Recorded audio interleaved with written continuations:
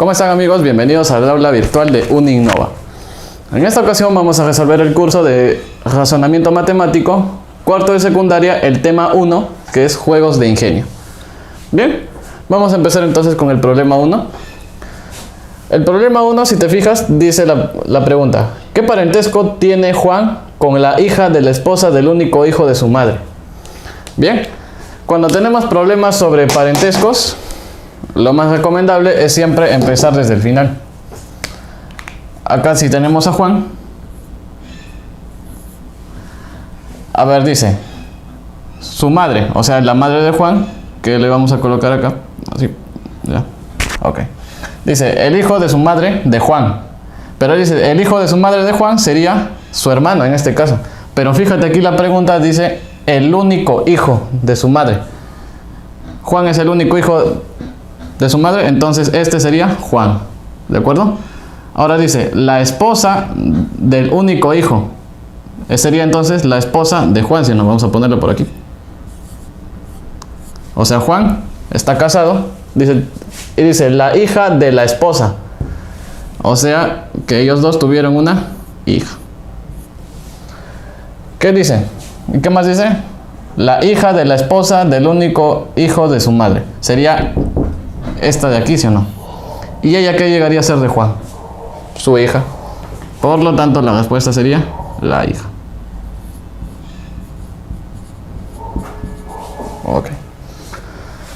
Ahora, el problema 5, perdón, dice: 3 padres y 3 hijos van a pescar en bote. Y nos dice, ¿cuál es la menor cantidad que había en ese bote? Ah, ya, fíjate. 3 padres y 3 hijos.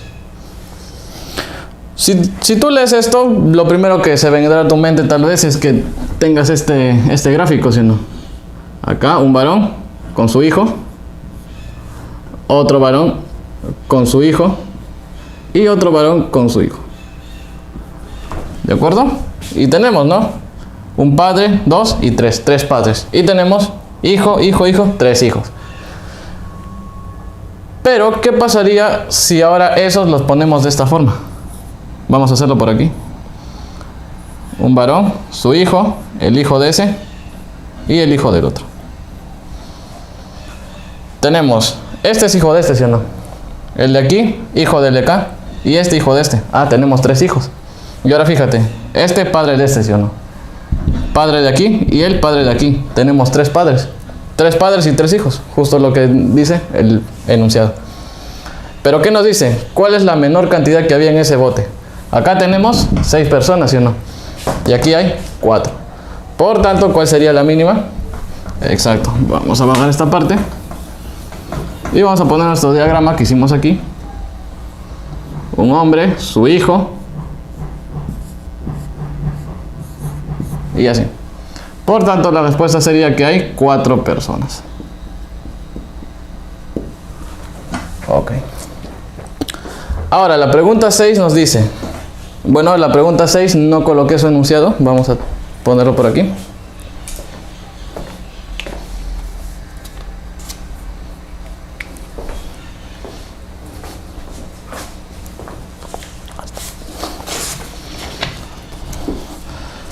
La pregunta 6 dice, a ver,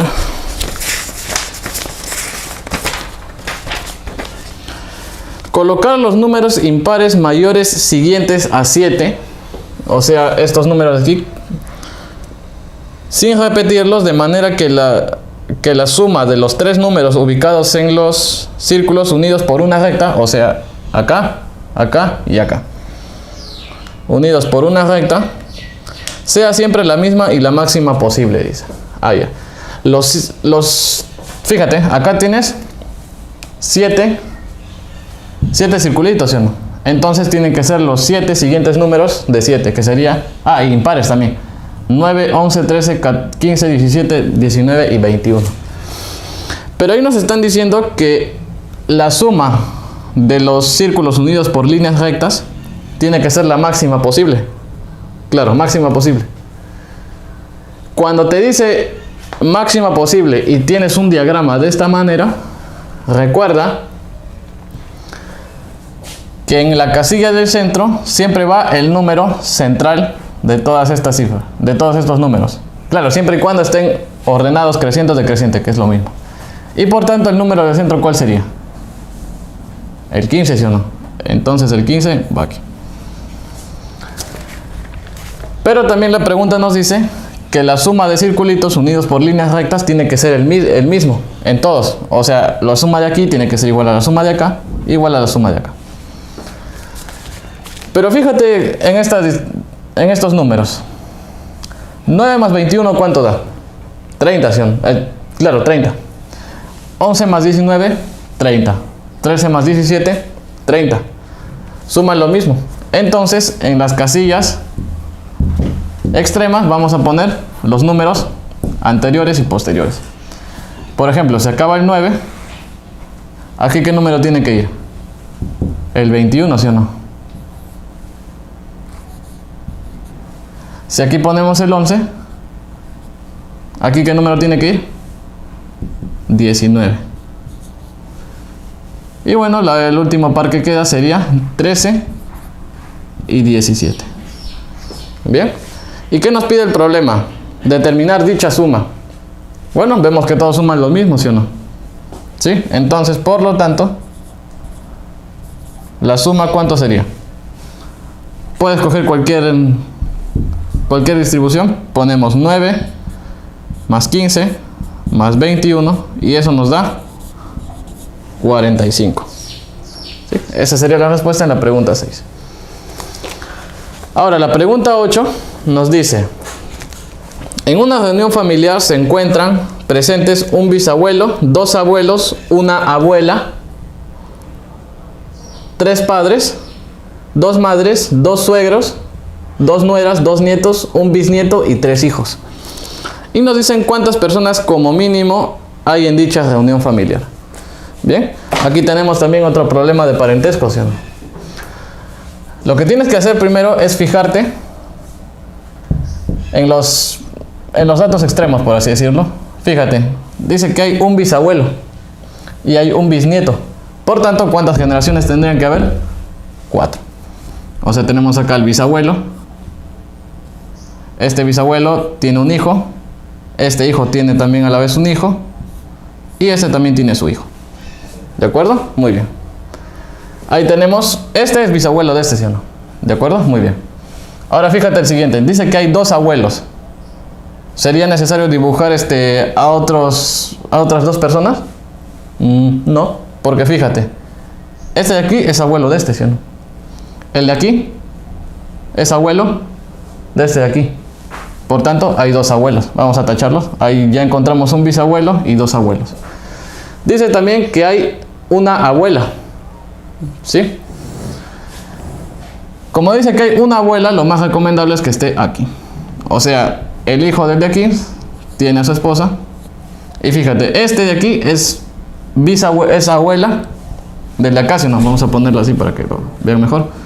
Ellos dos se casaron. Tienen un hijo. Y este a la vez tiene a su hijo.